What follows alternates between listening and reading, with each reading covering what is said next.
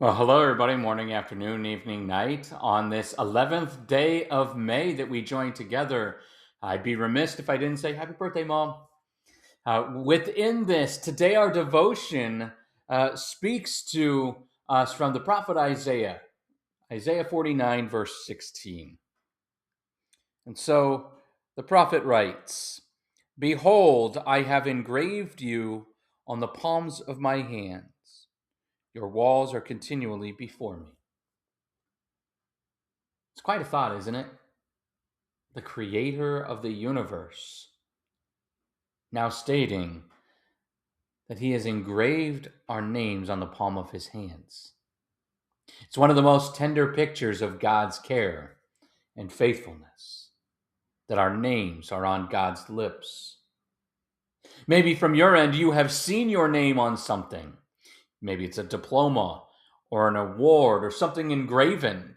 Maybe it's on the nature of the back of a jersey. I was reminded this last week of our son starting T-ball and the last name on the back of his shirt.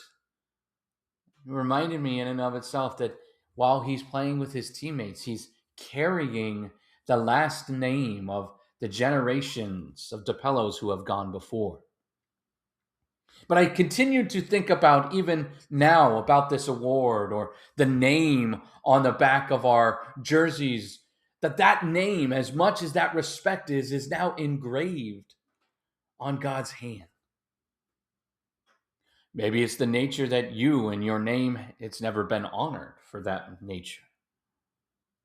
Maybe you can't remember when you heard it spoken, perhaps even with kindness.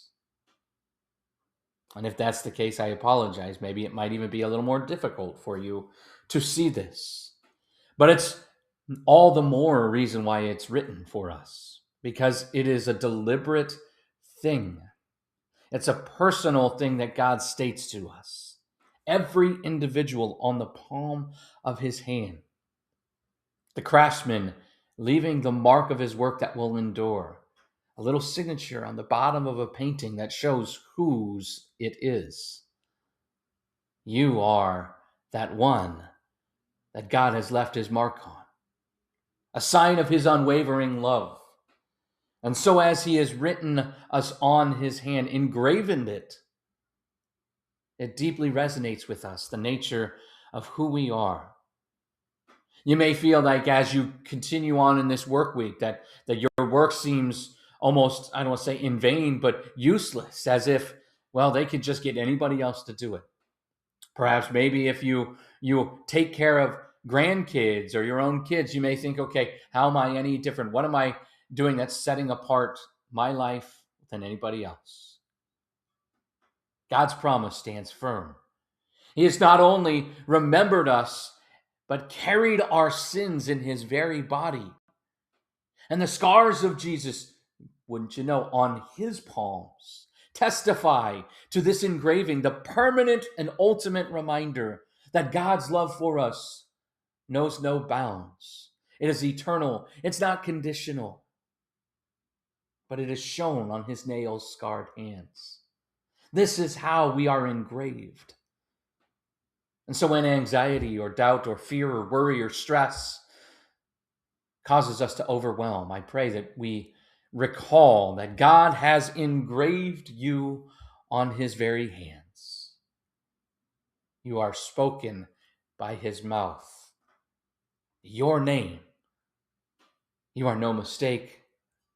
And there is no sin that can erase what God has done for you.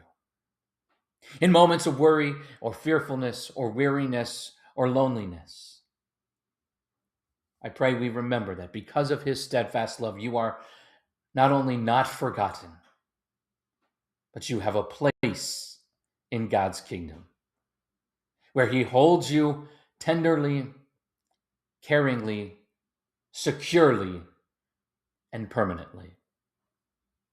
Have a great day, everybody. Bye now.